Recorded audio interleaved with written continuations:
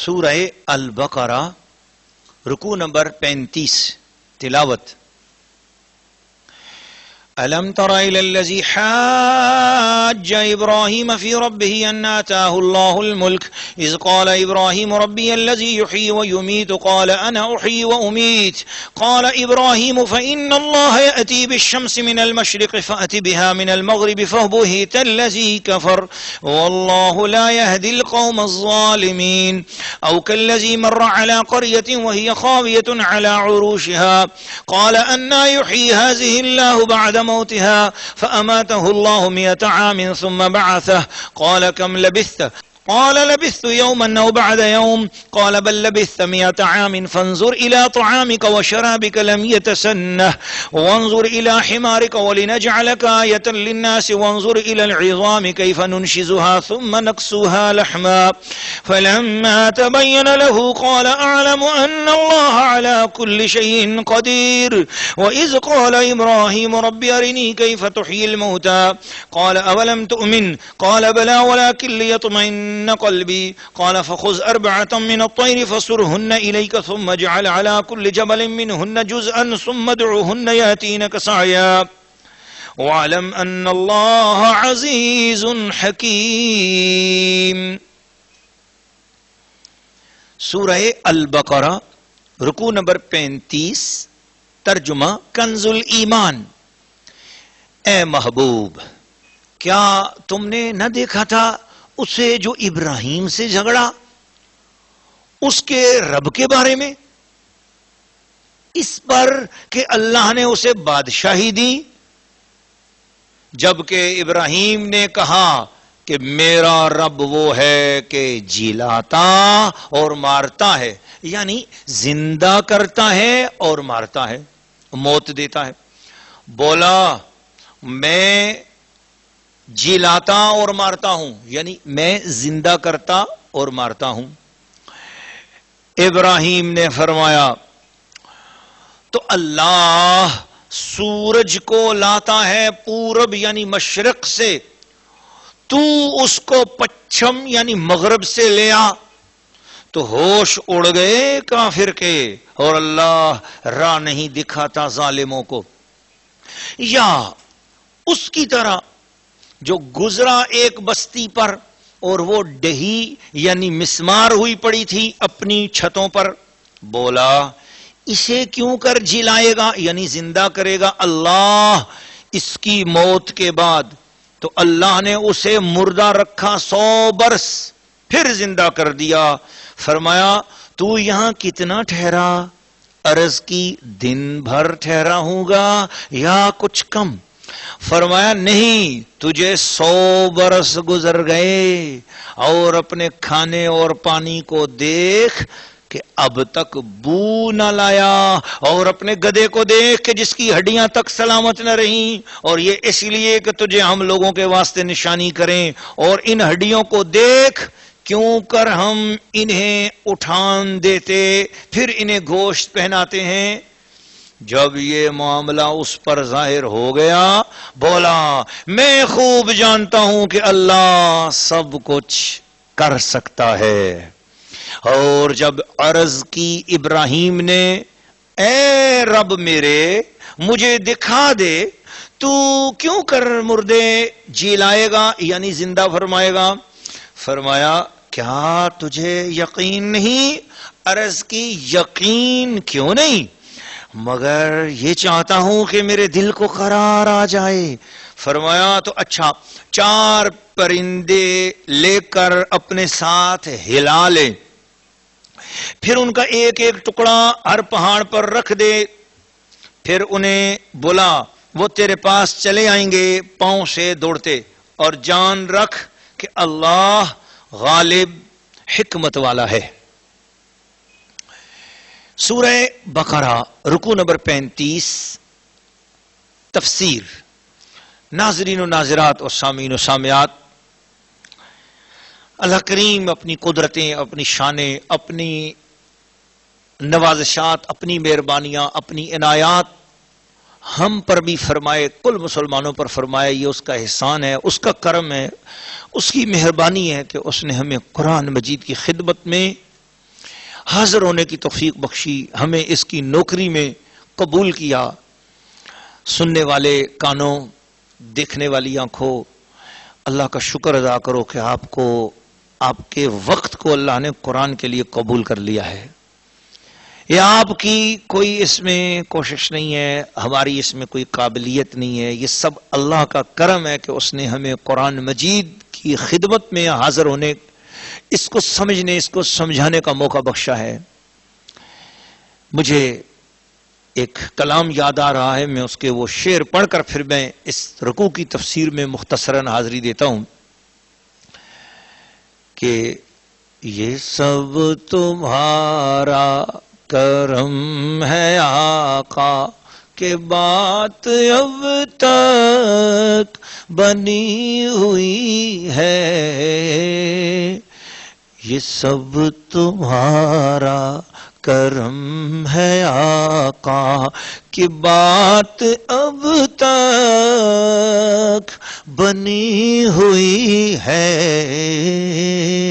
میں اس کرم کے کہاں تھا قابل، میں اس کرم کے کہاں تھا قابل، حضور کی بندہ پروری ہے، حضور کی بندہ پروری ہے۔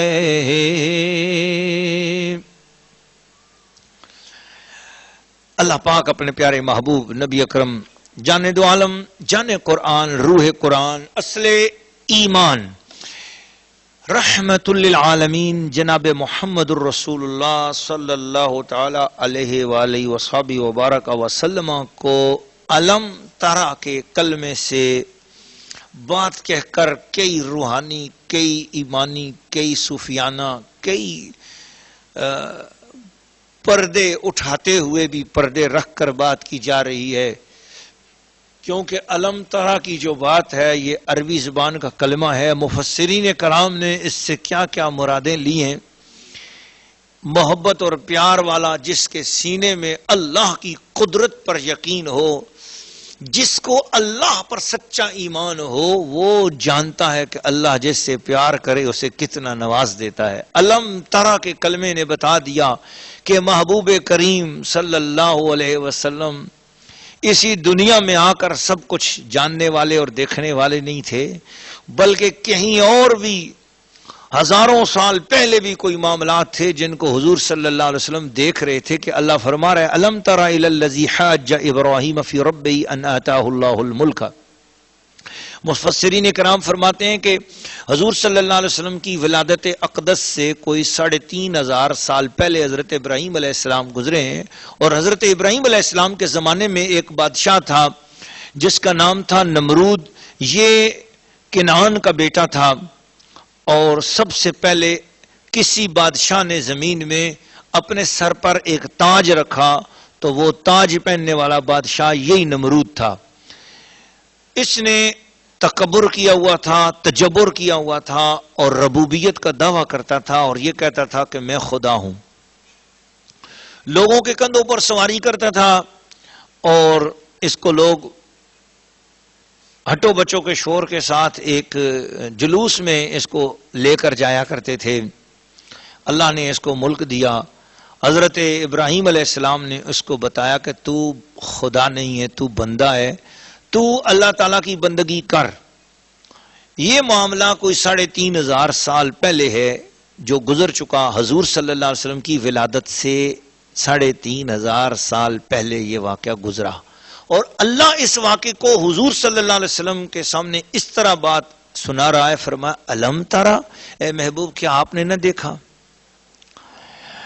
ادھر حضرت ابراہیم کے واقعات جو گزر گئے ان کے بارے میں اللہ فرما رہا ہے کیا آپ نے نہ دیکھا؟ یعنی اس کا مطلب ہے کہ آپ نے دیکھا۔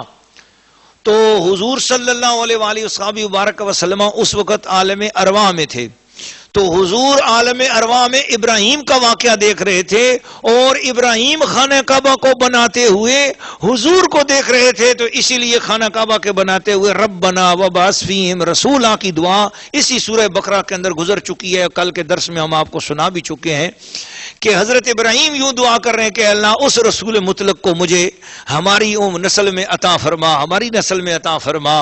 حضرت ابراہیم علیہ السلام کعبہ بناتے ہوئے یہاں سے عالم ارواح میں دیکھ رہے ہیں اور حضور عالم ارواح میں رہتے ہوئے ابراہیم کے واقعات کو دیکھ رہے ہیں. پتہ چلا نبیوں کے لیے ایک زمانے میں رہتے ہوئے دوسرے زمانے کی طرف دیکھنا کوئی مشکل بات نہیں ہوتی. قرآن نے اسے علم طرح کہہ کر بالکل ایک عام بات کر کے بتا دیا کہ نبیوں کی نظریں زمانوں کے آر پار چلی جایا کرتی ہیں، ان کے لیے ماضی، حال اور مستقبل کے لیے کوئی پردے نہیں ہوا کرتے. ہم انسان ہیں، ہم عام بشر ہیں، ہمارے لیے ماضی بھی ایک زمانہ ہے اور حال بھی ایک زمانہ ہے اور مستقبل بھی ایک زمانہ ہے، اور ان تینوں زمانوں کے درمیان وقت کا، زمانے کا ایک پردہ ہے، اور یہ پردہ نبیوں کی آنکھوں سے اٹھا ہوا ہوتا ہے. کہ اس لیے میں نے آپ کو علم طرح کے موقع پر یہ عرض کر دیا. اللہ پاک نے اپنے محبوب کو یہ شان عطا فرمائی. مجھے وہ حدیث شریف یاد آتی ہے جس کی اسناد بڑی جید ہے. وہ حدیث شریف ہے کہ حضور علیہ الصلوۃ والسلام ارشاد فرماتے ہیں امی جان سے کہ امی جان میں، اور یہ حدیث شریف جو ہے نا حضرت جابر رضی اللہ تعالیٰ سے روایت ہے، اور حضرت جابر بن عبداللہ کو مدینہ شریف میں حضور علیہ الصلوۃ والسلام نے ارشاد فرمایا کہ جابر، میں جب اپنی امی جان کے پیٹ میں تھا اس وقت بھی میں آواز سنتا تھا، تقدیر کے قلم کے چلنے کی آواز آتی تھی، تو میں اس آواز کو اپنی والدہ کے پیٹ میں سنتا تھا. حضور صلی اللہ تعالی علیہ وسلم کو اللہ پاک نے یہ شانیں بخشی ہیں. محبت والو اس میں کوئی شک نہیں ہے. اللہ کی قدرت پر جس کو یقین ہو اسے نبی کے معجزے پر ایک دم ایمان ہو جائے گا. جس کو اللہ کی طاقت پر یقین ہو، کیونکہ نبی کے پاس جو کچھ بھی ہے وہ اللہ کی طاقت سے ہے، اور جس کو اللہ کی طاقت پر شک ہو اس کو نبی کے معجزے پر بھی شک ہوگا. وہ نبی کی شان سن کر اور نبی کا کوئی معجزہ سن کر تو چکر میں پڑ جائے گا. اس کا دراصل اللہ پر ایمان چکر میں ہے.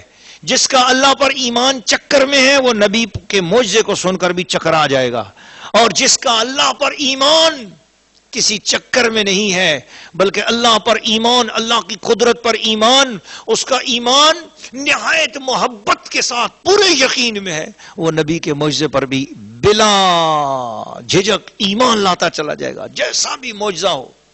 اس لیے کہ نبی جو کچھ بھی دکھاتا ہے وہ اللہ کی قدرت سے دکھاتا ہے، اللہ کی شان سے دکھاتا ہے، اللہ کی قوت سے دکھاتا ہے.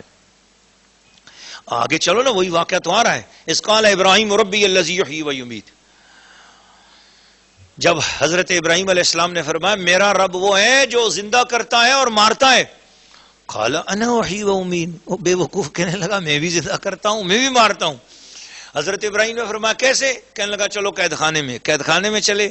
ایک قیدی سے پوچھا ہاں بھائی بتا تیرے بارے میں کیا حکم ہے؟ اس نے کہا مجھے تو آج شام تک آزادی مل جائے گی. ایک دم بادشاہ نے خنجر نکالا اور اس کو مار ڈالا. اور دوسرے سے پوچھا تیرے کیا ہوا؟ کہا آج ہی مجھے موت کی سزا ہے، آج شام کو پھانسی ہو جائے گی. بادشاہ نے اس کی رسیاں کھولی، کہا تو آزاد ہے. کہا دیکھو اس نے آج مرنا تھا، میں نے اس کو چھوڑ دیا، یہ زندہ ہو گیا، اور اس نے آج بچنا تھا، آج ہمیشہ کے لیے آزاد ہو رہا تھا، میں نے اس کو دیکھو مار ڈالا. حضرت ابراہیم نے فرمایا اچھا تو اتنی بے وقوفی کی بات کر رہا ہے، اور زندہ کرنا کا مطلب یہ ہے کہ بے جان کے اندر روح ڈالتا ہے، اور مارنے کا مطلب یہ ہے کہ جس کے اندر روح پڑی ہوئی ہو اللہ روح نکال لیتا ہے. میں نے یہ بات کی، لیکن تو نے ایک پہلے سے پڑی ہوئی روح کے حوالے سے جس کی تقدیر اسی وقت ہی لکھی ہوئی تھی، اللہ تعالیٰ نے اس کو مارا ہے، تو نے اتنی بے وقوفانہ حرکت کی ہے. لیکن چل میں تجھے اس سے بڑی دلیل دیتا ہوں. مجھے بتا میرا رب وہ ہے جو سورج کو مشرق سے نکالتا ہے اور مغرب میں غروب کرتا ہے. یہ میرا رب ہے. تو نہیں ہے نا ایسا؟ تیری جرت ہے، تو بھی خدا ہے نا. چل تو مغرب سے نکال کے دکھا اور مشرق میں غروب کر کے دکھا. فبہت الذی کفر. اب اس کے ہوش اڑ گئے. جی انسانوں کو گمراہ کرنے کے لیے تو خدائی کا چکر چلایا جاتا ہے. یہ مشرکین شرک کرتے ہیں انسانوں کو گمراہ کرنے کے لیے تو بڑے بڑے بہانے گھڑ لیتے ہیں، لیکن اللہ کی توحید کے ساتھ ٹکر لینا، کافروں اور مشرکوں کے دماغوں میں جو بات تھی، اللہ کے نبی حضرت ابراہیم علیہ السلام کی دلیل کے سامنے، دلیل توحید کے سامنے، فَبُہِتَ الَّذِي كَفَرَ، اس کافر کا سارا وہ خیالات کا جو تو مار تھا وہ ڈھیر ہو کر رہ گیا. اور حضرت ابراہیم علیہ السلام نے فرمایا ہے کوئی دلیل تو سامنے لا. جب وہ اونچی حرکت پہ اتر آیا، اس سے اگلے واقعات آگے قرآن مجید کے اندر ہم آپ کو سنائیں گے. اللہ قرآن میں فرماتا ہے وَاللَّهُ لَا يَهْدِي الْقَوْمَ الظَّالِمِينَ، جو جان بوجھ کر ظلم کرنے والے ہوں، جان بوجھ کر شرک کرنے ہو، اللہ کی توحید کو نہ سمجھے، اللہ انہیں ہدایت نہیں دیتا. اب یہاں پر یہ واقعہ رک گیا اور ایک اور واقعہ شروع کر دیا. اللہ پاک نے فرمایا او کالذی مر علی قریۃ وہی خاویۃ علی عروشها، حضرت سیدنا عزیر علیہ السلام کا واقعہ. ایک بستی پر سے گزرے، بیت المقدس ویران ہو چکا ہوا تھا، گزرے، دیکھا تو انسان مرے پڑے ہیں، بستی برباد ہو چکی ہے، بخت نصر نے اسے تباہ کر دیا. بڑا سوچ میں پڑے، یہ اتنی پیارا شہر تھا برباد ہو گیا، کیا یہ بھی کبھی آباد ہوگا؟ بس آپ ساری بستی میں پھر رہے تھے تو وہ تقریباً دوپہر ہونے والی تھی. آپ کے پاس ایک انگور کا شربت چھیرا تھا اور وہ پینے کے لیے تھا، اور ایک کھانا تھا، کدو یا سالن پکا ہوا تھا، وہ گرم گرم تھا، روٹیاں تھیں. ایک گدے پر آپ سوار تھے، آپ نے ایک درخت کے ساتھ گدے کو باندھا اور کھانے میں سے تھوڑا سا کھایا اور باقی وہیں سرانے کے پاس رکھا اور لیٹ گئے. نیند آئی، اسی خیال میں یہ سارا شہر ویران ہو گیا ہے، کیسے آباد ہوگا؟ بس آنکھ لگ گئی. جب آنکھ کھلی تو 100 سال گزر چکے تھے اور شہر پورا آباد ہو چکا تھا. اور آپ اٹھے، ادھر ادھر دیکھا، اللہ تعالیٰ کی طرف سے سوال آیا، میرے پیارے عزیر یہ تو بتاؤ نا، کم لبستہ، یہاں آپ کتنا ٹھہرے ہو؟ عرض کیا لبست یومن او بعد یوم، یا اللہ یا پورا دن گزرا ہوگا، بمشکل یا آدھا دن گزرا ہوگا کیونکہ سورج اثر تک پہنچا ہوا ہے. بل لبست مئۃ عام، جناب آپ کو یہاں پر لیٹے لیٹے 100 سال کا عرصہ گزر گیا ہے. اپنے لباس کو دیکھا میلا نہیں ہوا، ناخنوں کو دیکھا بڑے نہیں ہیں، بالوں کو دیکھا وہی ہے، جوانی کی جوانی ہے، تر و تازگی ہے. 100 سال گزر گئے. ہاں کیسے؟ گدھے کی طرف دیکھو، اس کی ہڈیاں بھی بکھر گئیں، اس کا کوئی نام و نشان بھی نہیں ہے. آپ کا ایک گدھا ہوتا تھا نا، دیکھا تو وہ کہیں وہاں تو چھوٹے سے بال تھوڑے سے پڑے ہیں اور ہڈیاں بھی بکھر چکی ہیں، کچھ بھی نہیں، نشان ہے بس. کھانا بھی لائے تھے آپ، کھانے کو ساتھ آپ کے ہاتھ مبارک لگے تھے، اب ذرا کھانے کو دیکھو، ہاتھ لگایا تو وہ بالکل گرم تھا، جیسا 100 سال پہلے کا گرم، تازہ اور باسی بھی نہیں ہوا. اشارہ دیا کہ کھانا تو چند گھنٹے کے اندر سڑ جاتا ہے، اور وہ دھوپ میں لیٹے تھے. شام تک کھانے کو، کدو کا کھانا ہے، سبزی ہے، وہ تو حبس کی وجہ سے شام تک سڑ جاتا، نہیں تو اگلے دن سڑ جاتا. کھانا جو جلدی خراب ہو سکتا ہے، قدرت والے کی قدرت دیکھو، کھانے کو اسی طرح گرم رکھا. 100 سال گزر گئے، بالکل اس کے ذرا سا ایک گز کے فاصلے پر گدھا جو کئی برسوں تک زندہ رہ سکتا تھا، لیکن وہ 100 سال اس کے اوپر گزر گئے اور وہ بالکل ہڈیاں بھی اس کی بکھر گئیں. گدھا جو زیادہ عرصہ زندہ رہ سکتا تھا، اس کی ہڈیاں بھی بکھر گئیں. کھانا جو کم عرصے تک جو نا وہ سلامت رہ سکتا تھا، تر و تازہ رہ سکتا تھا، وہ باسی ہو جاتا، وہ سڑ جاتا، گل جاتا. لیکن کھانے کو گرم کیا ٹھنڈا بھی نہیں ہونے دیا، وہ اسی طرح کا گرم رہا. خود آپ کے وجود اقدس پہ ایسے لگا جیسے ایک لمحہ گزرا ہے، کوئی آپ کے کپڑے میلے نہیں ہوئے، کوئی آپ کا جسم اقدس، اور لوگوں کی نظروں سے 100 سال تک آپ پوشیدہ بھی رہے. قدرت والے کی قدرتیں ایک ہی جگہ پر. 3 ہستیاں ہیں، کھانا ہے، وہ گدھا ہے، اور حضور سیدنا عزیر علیہ السلام کا اپنا وجود مقدس ہے. اور تینوں کے اوپر زمانہ گزر رہا ہے، اور ایک جگہ 100 سال ہو کر گزر رہا ہے، ایک جگہ ایک لمحہ ہو کر گزر رہا ہے، دوسری جگہ 1 سیکنڈ ہو کر گزر رہا ہے، اور ان کی آنکھ کھل رہی ہے.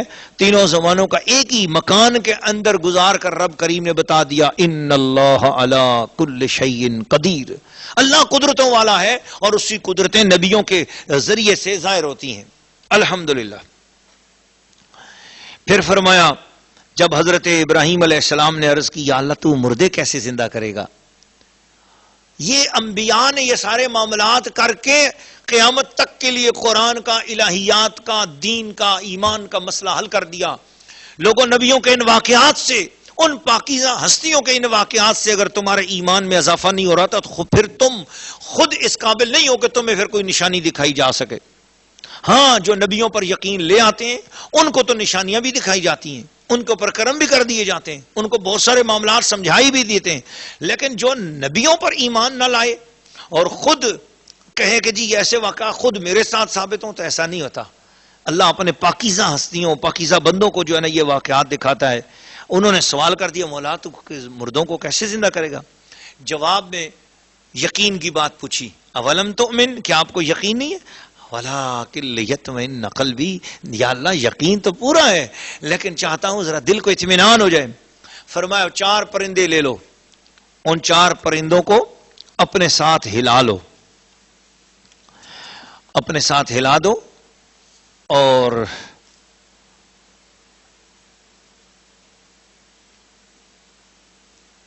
اللہ اللہ اللہ، یہ روایت میں ایک بات آتی ہے کہ حضرت ابراہیم علیہ السلام نے دیکھا کہ سمندر کے کنارے ایک آدمی مرا پڑا تھا جوار باٹے میں. سمندر کا پانی چڑھتا اترتا رہتا تھا. جب پانی چڑھتا تھا تو مچھلیاں اس لاش کو کھاتی تھیں، جب پانی اتر جاتا تھا تو جنگل کے درندے اس بندے کی لاش کو کھاتے تھے، جب درندے چلے جاتے تو پرندے اس لاش میں سے کھاتے تھے. حضرت ابراہیم علیہ السلام نے یہ ملاحظہ فرمایا تو آپ کو شوق ہوا کہ آپ ملاحظہ فرمائیں کہ مردے کس طرح زندہ کیے جائیں گے. آپ نے بارگاہ الہی میں عرض کیا یا رب مجھے یقین تو ہے کہ تو مردوں کو زندہ فرمائے گا اور ان کے اجزاء دریائی جانوروں، درندوں کے پیٹ اور پرندوں کے پوٹوں سے جمع فرمائے گا، لیکن میں یہ عجیب منظر اپنی آنکھوں سے دیکھنے کی آرزو رکھتا ہوں. چنانچہ اللہ کریم نے حضرت ابراہیم علیہ السلام کو فرمایا کہ آپ اس طرح کریں کہ 4 پرندے، مور، مرغ، کبوتر اور کوا، ان کو لے لیں اور بحکم الہی ان کو ذبح کریں اور ان کے پر اکھاڑ دو اور ان کا گوشت کیما کیما کر کے آپس میں ملا دو. پھر ان کا کیما کیما مختلف پہاڑوں پر پھینک دو، ان کے سر اپنے پاس محفوظ رکھو اور پھر ان کو آواز دو. یہ آپ کی آواز پر لبیک کہتے ہوئے دوڑتے آئیں گے اور یہ اپنے سر آپ سے مانگیں گے. آپ سر پھینک دینا، ہر ایک کا سر ان کے ساتھ جڑ جائے گا اور یہ آپ کے سامنے پھر پرواز کرتے ہوئے فضا میں اڑ جائیں گے. تو یہ سارا منظر اسی طرح ہوا، قرآن مجید بتاتا ہے. میں ذرا یہاں پر ایک محبت کا نقطہ بیان کر کے اجازت چاہوں گا کہ اسی طرح حضرت ابراہیم علیہ السلام نے کیا، پھر اسی طرح ہوا. یہاں قرآن یہ بتاتا ہے کہ ثم ادعوہن یاتینک سعیا، جب آپ پرندوں کو مار ڈالو، پرندوں کو کیما کیما کر دو، ان کا کیما کیما فضاؤں میں بکھیر دو، اس کے بعد ثم ادعوہن، آپ ان کو پکارو، او مور، او کوے، او کبوتر، او مرغ آ جاؤ. تو اب حضرت ابراہیم علیہ السلام نے ان کو مار ڈالا، ان کا کیما کیما کر دیا، ان کو پہاڑوں پہ پھینک دیا. جب وہ مردہ مردہ ان کا کیما پھینک دیا، سر اپنے پاس ہے، آواز دیتے ہیں کہ او مور، سر کے بغیر دھڑ ہے، سن رہا ہے اور پکار رہے ہیں ابراہیم علیہ السلام. اب توحید کے سب سے بڑے علم بردار، شرک کو توڑنے والے، بتوں کو توڑنے والے اور اپنے چاچے کے خلاف ہو جانے والے، در بدر ہجرتیں کرتے ہوئے مکہ شریف تک پہنچنے والے اور فلسطین تک جانے والے، وطن چھوڑ دینے والے، وہ اللہ کی توحید کی خاطر ہجرت کرنے والے، ان کو جب کہا گیا کہ پرندوں کو پکار تو انہوں نے پکارا. انہوں نے تو نہیں کہا یا اللہ اس میں اب روح نہیں رہی ہے، مر گئے ہیں، مرے ہوئے چیزوں کو میں پکاروں. مرے ہوئے کو پکارنا تو کہیں ایسا نہ ہو شرک نہ ہو جائے. خدا کے بندو کیا ہو گیا ہے کہ یا علی پکارنے سے شرک ہو جائے گا، یا غوث پکارنے سے شرک ہو جائے گا؟ اور کیوں شرک ہو جائے گا؟ وہ موت کے بعد ان کو پکارا جا رہا ہے. موت کے بعد پرندوں کو حضرت ابراہیم پکار رہے ہیں. کیوں؟ شرک کو کیسے ہوگا میں سمجھ نہیں سکتا. کیا اللہ تعالیٰ کو موت کے بعد ہم پکارتے ہیں؟ توبہ استغفار، کیا اللہ کو موت آ گئی اور موت کے بعد ہم پکارتے ہیں؟ کہ اگر پرندے کو موت کے بعد ابراہیم نے پکارا تو شرک نہ ہوا، اور ہم نے حضرت علی کو موت کے بعد پکار لیا تو شرک ہو گیا، اس غوث پاک کو موت کے بعد پکارا تو شرک ہو گیا، اور غوث پاک کو یا رسول پاک کو موت کے بعد پکارا تو شرک ہو گیا. یہ میں قرآن پاک سے سمجھا رہا ہوں، کوئی کسی قسم کی چوٹ نہیں ہے کسی پر بھی. مجھے قرآن کو سمجھانا ہے، اور قرآن سے اگر کوئی چیز نکل رہی ہے اور سمجھ میں آ رہی ہے تو وہ بات آپ کی خدمت میں پیش کی جا رہی ہے. تو کیسے شرک ہو گیا؟ یہ شرک نہیں ہو سکتا. اگر یہ شرک تھا تو حضرت سیدنا ابراہیم علیہ السلام نے جو ہے وہ پرندوں کو پکارا ہے، وہ مرنے کے بعد پکارا ہے. تو مرنے کے بعد پرندوں کو اگر پکارا، او مور، او کبوتر آ جاؤ، ان کو بلایا. کیوں بلایا؟ تو پتہ یہ چلا کہ مرنے کے بعد اگر کسی کو پکارا جائے وہ کسی صورت میں بھی شرک نہیں ہوتا. کیوں؟ ہم کیا اللہ تعالیٰ کو، یعنی وہ اللہ جیسا کام تو نہیں ہے نا. اللہ حی لا یموت ہے. اللہ کو تو استغفر اللہ العظیم کوئی تصور بھی نہیں کر سکتا کہ اللہ تعالیٰ کو موت آئے گی. اللہ تعالیٰ تو مرنے سے پاک ہے، اور وہ اس طرح کے جینے سے بھی پاک ہے. ہماری حیات بھی یاد رکھ لینا، سب کل مخلوق کی جتنی حیات ہے وہ اللہ کی بخشی ہوئی حیات ہے، چاہے وہ مولا علی ہوں، چاہے غوث پاک ہوں، چاہے رسول پاک ہوں، چاہے کوئی بھی ولی اللہ ہو، اس کی حیات اللہ کی دی ہوئی حیات ہے. اور اللہ کی حیات کسی کی بخشی ہوئی نہیں، اللہ کی اپنی حیات ہے. اللہ خود زندہ ہے، اور پھر سب کو موت آنی ہے، اور سب کے پاس موت آنی ہے. موت کا ذائقہ سب نے چکھنا ہے. کل نفس ذائقۃ الموت. اور جب سب نے موت کا ذائقہ چکھنا ہے، اور اللہ تعالیٰ وہ ہے حی لا یموت، اسے موت نہیں آنی. لہٰذا اب اگر ولی کو، نبی کو، غوث کو، کسی کو بھی پکارا تو اب ان کو چونکہ موت آ چکی ہے، موت کے بعد پکارا تو وہ کسی طرح خدا کی پکار جیسا ہو ہی نہیں سکتا. یا غوث یا محمد یا رسول اللہ خدا جیسا ہو ہی نہیں سکتا، اس لیے کہ خدا تعالیٰ کو موت آنی ہی نہیں. اور ان کو ہم جو پکار رہے ہیں انہوں نے موت کا ذائقہ چکھا ہوا ہے. تو جس کو موت کا ذائقہ آ چکا، اب اگر ہم اسے یا کہہ کے پکاریں گے تو کسی صورت میں شرک نہیں ہوگا. شرک تو تب ہوتا کہ جب یہ بالکل زندہ، اس طرح کے زندہ ہوتے کہ ان کو کبھی موت نہ آئی ہوتی، تو اب ہم ان کو پکارتے تو یہ شرک ہوتا. اور یقین جانیے کچھ ایسے بھی ہیں جن کو آج تک موت نہیں آئی ہے، اور ہم ان کو اگر پکاریں تب بھی شرک نہیں ہوگا. جیسے حضرت جبریل علیہ السلام ہے، شرک تو ان کو بھی نہیں ہوگا. کس لیے؟ کہ جبریل ہیں، جبریل خدا تو نہیں ہے، اور ہم ان کو خدا سمجھ کر تھوڑا ہی پکار رہے ہیں.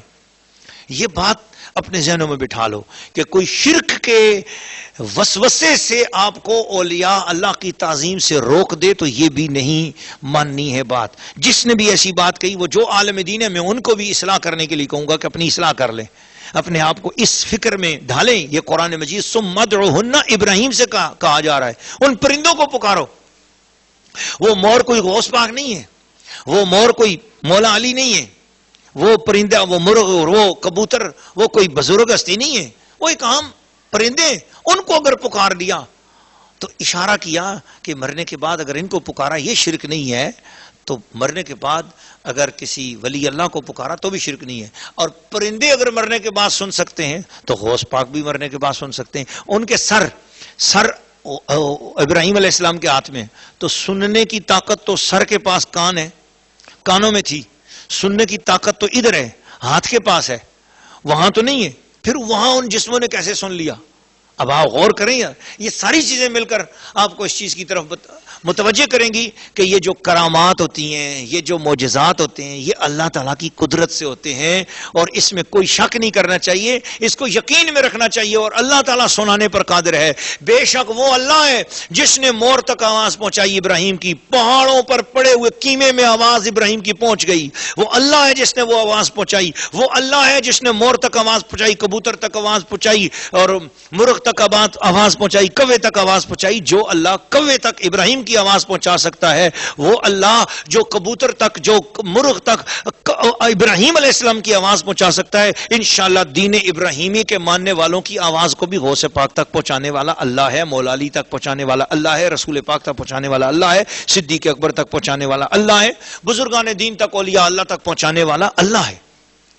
جب ہمارا سارا کام اللہ کی طرف متوجہ ہوگا تو ان سارے معاملات کا حل آسانی سے مل جائے گا.